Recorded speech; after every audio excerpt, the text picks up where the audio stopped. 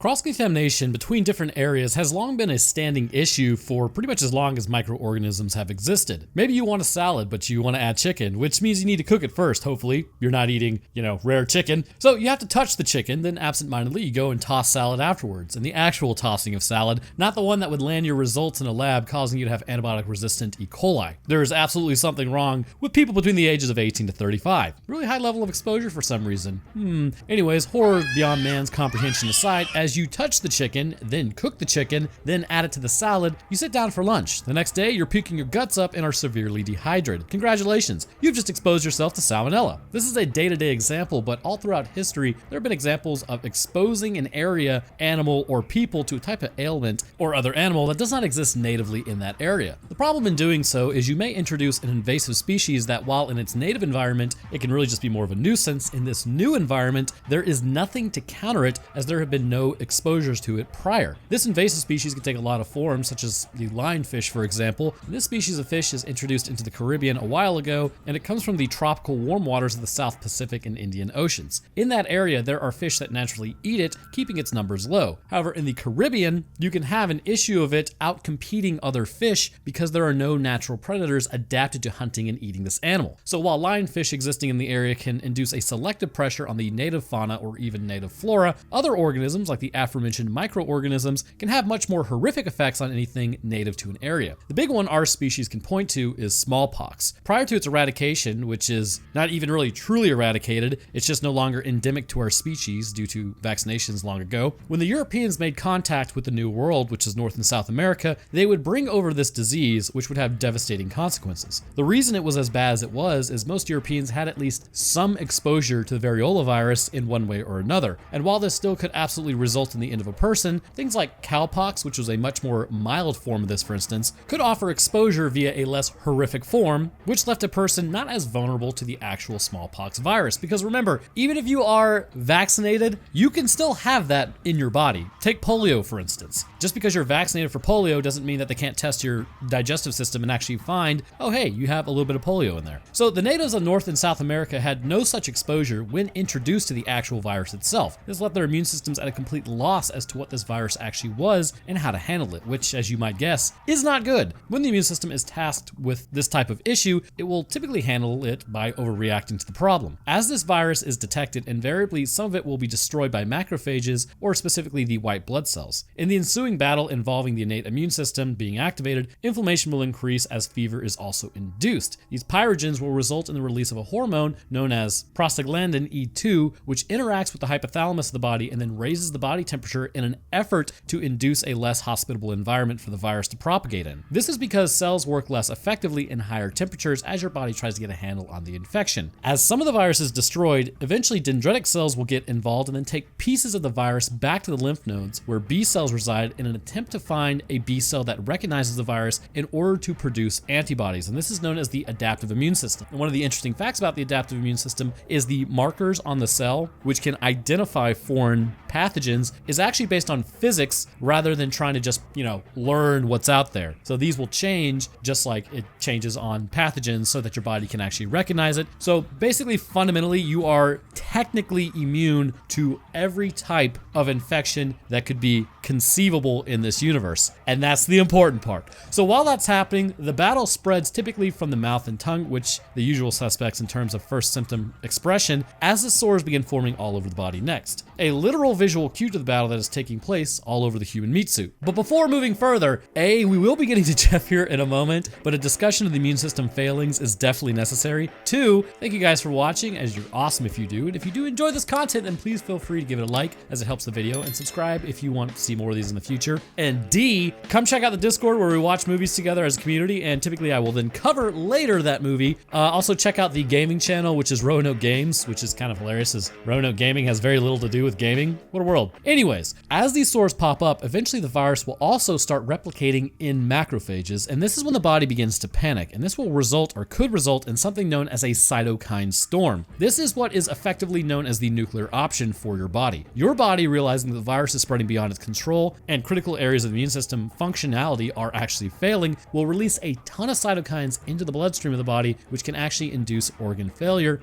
in an attempt to stop the virus from spreading further. This is what makes smallpox so deadly. The fight your body puts up at first is fantastic, but as the clock begins to run out, the body will panic and overreact. The other side of this, though, is that if your body does not react enough to an unknown pathogen, this can in turn allow it to run amok and then destroy the body. Which finally, the moment you've been waiting for, this brings us to today's topic, Jeff from Half-Life Alyx. As the Combine invaded Earth, the war, as you know, was over in about 7 hours. Big F's in the chat for humanity. But it wasn't about just conquering the native people of this planet and moving on, it was mostly about resources. As made mention of the game several times, Earth isn't really even a blip on the radar as far as a concern. Humanity has already lost the war, and we didn't just lose it. We lost the war so hilariously bad that the Combine were just sort of like, yeah, some of y'all can stay, just police yourselves. I don't know, we just need water. Literally, Earth's water levels are dropping, it's insane. But from here, Earth was really just a staging area to get resources and continue the fight with some other unknown issue, either in our universe or in a different universe entirely. But because of this complete lack of concern for Earth, issues would begin to arise for our species. The Combine, not being interested in this backwater world, but saying, hey, I mean, if you're there, we need something. We're just gonna go for it. We've all been at the bar at 2 a.m. and had a similar thought. Many horrific events would take place at the hands of this alien species from the simple fact that they weren't concerned with containment in the slightest. One such issue was the antlion infestation. This would annihilate the local population of animals in any ecosystem and also reduce humanity's numbers even further through things like a suppression field and interactions with invasive species. It was basically a bad time to be on Earth. But these invasive species would be the main issue right after the Combine. Because Earth was really more of a staging ground and the local populations were not really cared about, this led to many exposure events that would cause large swaths of cities to be inaccessible for fear of exposure to something that would lead to their end of an individual, or if it escaped, potentially to even worse consequences down the road for our entire planet. The XEN, or the XEN universe as it's known, is a parallel universe. As the name implies, it does not actually exist within our own universe. The creatures that reside within it and their own ecosystems are not our own, and as a result of this, the interactions should have never happened in the first place. But because the portals open up at Black Mesa, or Black Mesa, as I don't know, that one guy did, and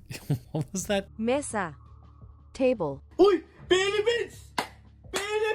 Hunt down the Freeman or something like that. Anyways, it is what it is, and now we have to contend with invasive species where they also be macro or even micro. Despite being a parallel universe, however, there does appear to be rules of life there, much like there are here. Life wants to flourish and expand, which is basically all of it. And this can take on many forms, such as colonization of the planet or colonization of the human meat suit, or just controlling the human meat suit like with the head crabs. Also, it seems kind of like I'm rambling right now. I am in the throes of a migraine, and the center of my vision is gone, which is just an absolute chef's kiss when you're trying to read something that you wrote. But anyhow, vision loss aside, also shortly after writing that, I completely lost my vision, so for like 30 minutes I couldn't write anymore. That was hilarious, loved it. But old gambling man Roanoke returns. Now where was I? Okay, so topic at hand, contamination issues, got it, let's get it. So one such contamination event appears to hold a critical issue, and should it escape, it may or may not be a problem for all of humanity depending upon how your body responds. My name is Jeff is one such person who shows how things could get out of control if not actually properly dealt with. Deep within the inaccessible areas, or other areas nobody wants to really go into concerning City 17, is an infection from the XEN that should be of great concern to humanity, and to a degree appears possibly to be of some concern to the Combine. Although it's the Combine, so human concerns are pretty much placed right under a head crab rights movement. Entering the area, strange growths can be seen all over the walls as flesh-like growths sprawl on the ceilings, floors, and walls. As you crawl, you can see an arm-like appendage holding a ball. Why am I like this after a migraine? As you move through, you begin to see a haze in the air before coming into contact with some spores. These spores indicate something rather interesting. First, this would mean this is a XEN fungus. Typically, a fungus is going to be an opportunistic infection, or at least opportunistic organism when it comes to propagating. And in this case, the darker wet areas of the building is where it resides unchecked. But the important thing to remember is that this organism can spread to other dark, moist areas should the opportunity arise. As you walk through the spores, you immediately begin coughing, as much like any other spore you breathe in. It is going to be an irritant to the lung, which I break away to inform you as to why we are not all immediately destroyed by fungus on this planet. Every time you breathe in normally, you are actually breathing in some form of spores. These spores, if left unchecked, would absolutely just love to colonize your lungs, choking you out. There is nutrition, it is dark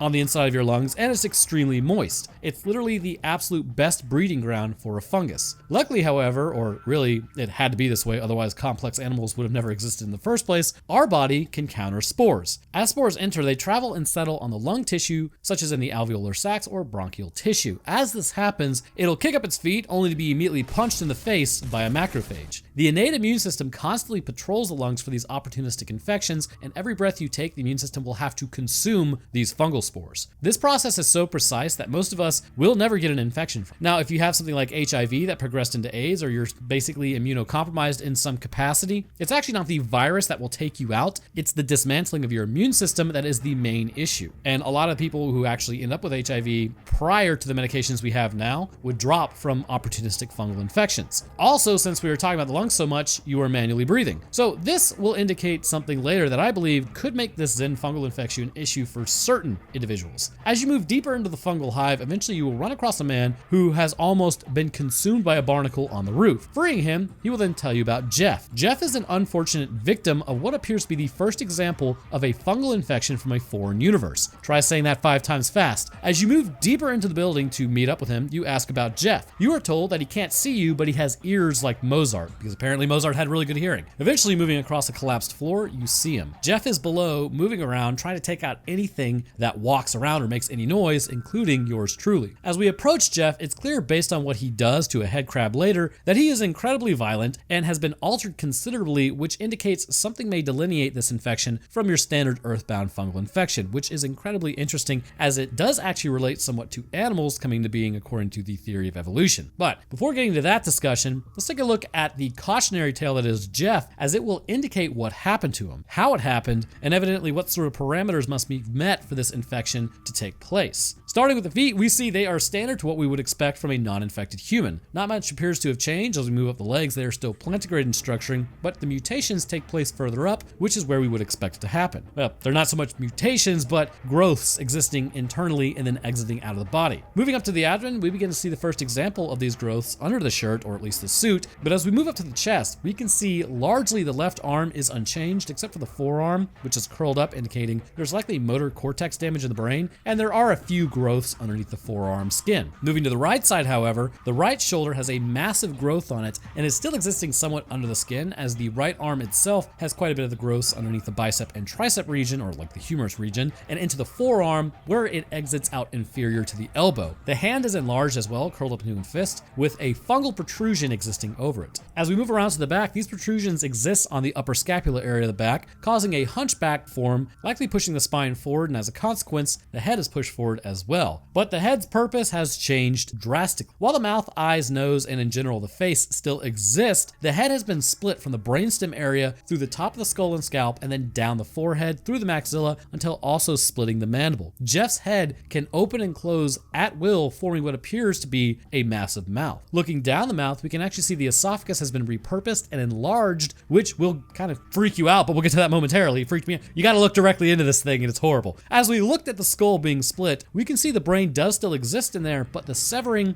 of it happened at roughly the corpus callosum, splitting the two hemispheres of the brain. This split could have profound consequences on its functionality, or if it's even functioning at all. Well, I do believe it's kind of functioning, but consciousness is probably severely lacking. Teeth have also formed on this new mouth. Looking at Jeff, it's horrifying, once again getting close to him, so I hope you enjoy my struggles. But it's also very, very fascinating as long as you don't get caught. Jeff is hostile to anything that gets close, and this includes other XEN animals such as the head crab, and this could be for a multitude of reasons, but I believe it could be maybe a blending of humanity and the desire of the fungus, so to speak. Humans and head crabs are mortal enemies. Something about being hijacked and driven until you drop just doesn't sound like a good time. When Jeff comes into contact with a head crab, this hatred comes out as he grabs it and then spits acidic substances on it. Melting the head crab down to its toughest parts of its body is really what it deserves. So where does this substance come from, and what's going on with Jeff's infection? Jeff is quite clearly infected by the fungus that exists within this area. What's interesting about this fungus is, on our planet, the tree of life has fungus and animals splitting from a common ancestor after plants had already formed. This causes fungus to exhibit a plant-like quality while still being relatively linked to animals, giving it a behavior likened to the question I was asking when I was a youngling: what would happen if trees were predatory? It was a really stupid question, but that's where it all began, and here we are now. So this fungus, upon entering the lungs of Jeff, appears to have properties that go beyond just building itself. You can almost think of it somewhat as a symbiotic organism to Jeff. Symbiotic in a way that after it infected him, it made him more fit for this microenvironment.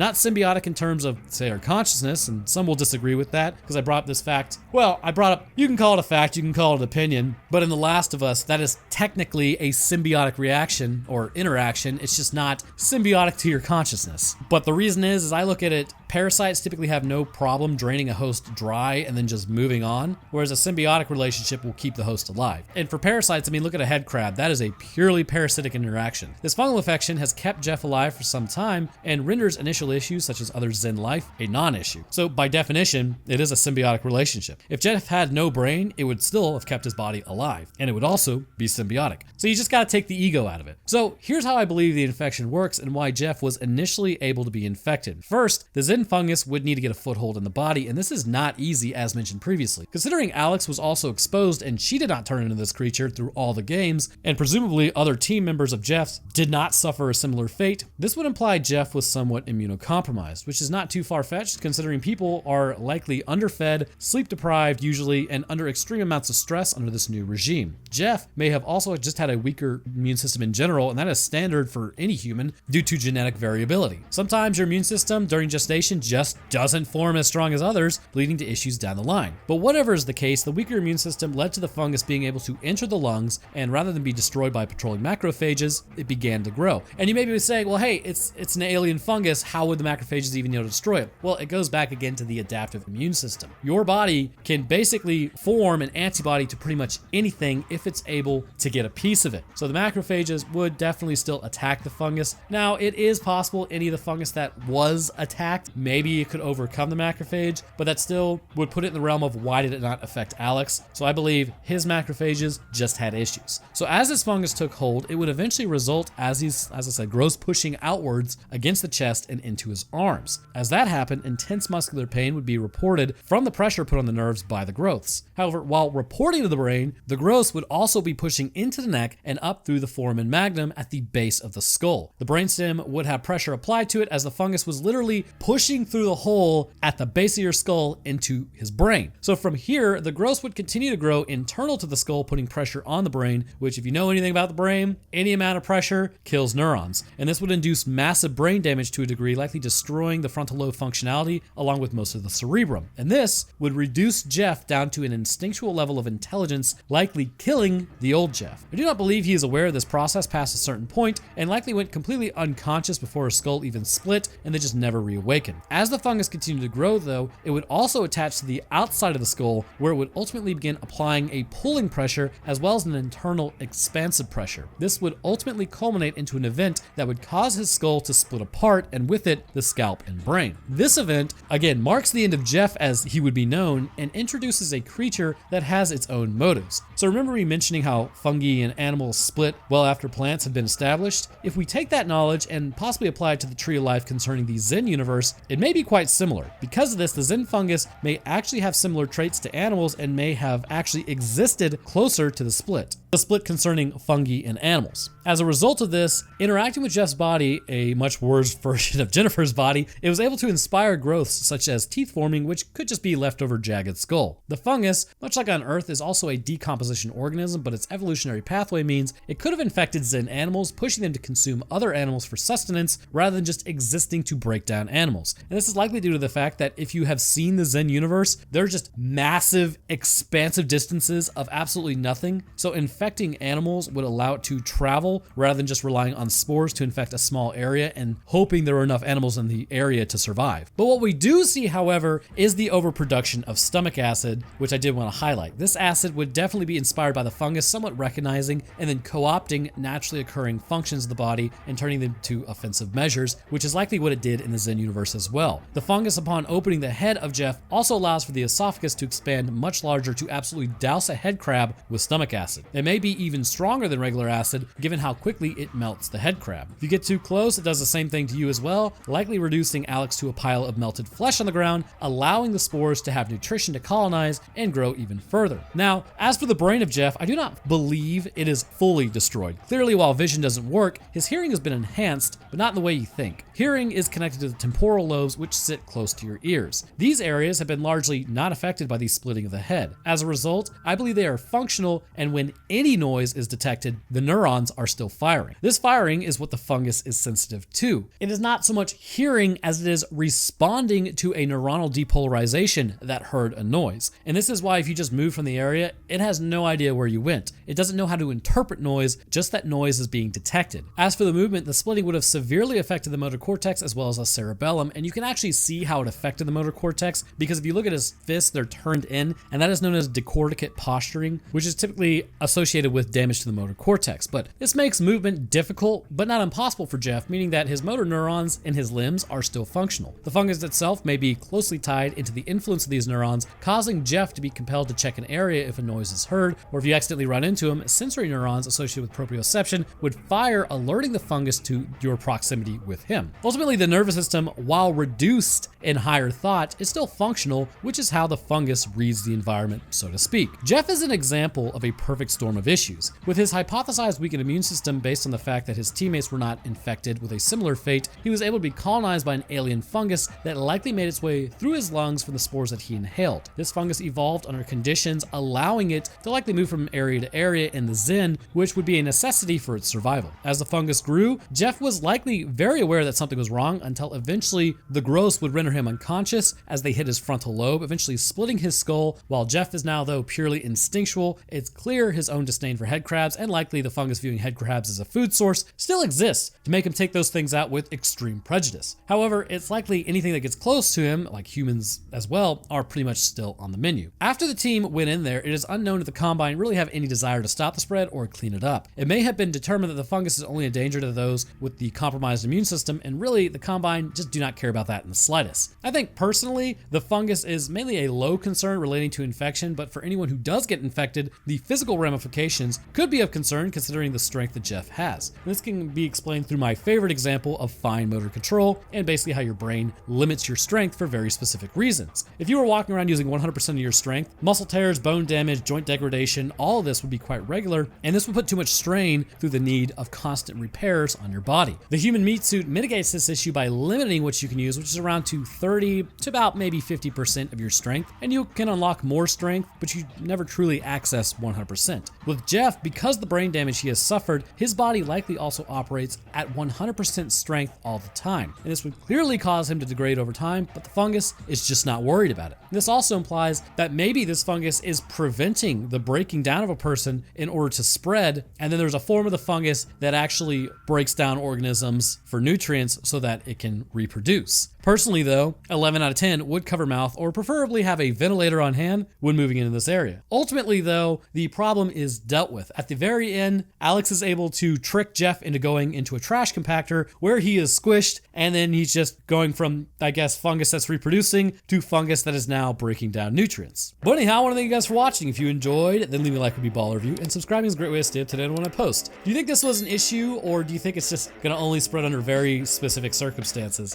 Be a cool guy and let me know down in the comments. I'll drop my Twitter, Discord, Patreon, and Roanoke Games channel link in the description. But speaking of patrons, I'd like to thank mine real quick. First, I'd like to thank our astrophysicist, Death Dancer, and Feather. Thank you guys. Next, I'd like to thank our scientists, Dakota23, Invictus Echo, Lucian Dragon, Metric System, and Scoot Boo. Thank you guys as well. And the rest of my patrons, I appreciate y'all's support. It goes a long way. It's awesome. So thank you. All right, that's gonna do it for me. I hope everyone enjoyed, and I will see y'all in the next one.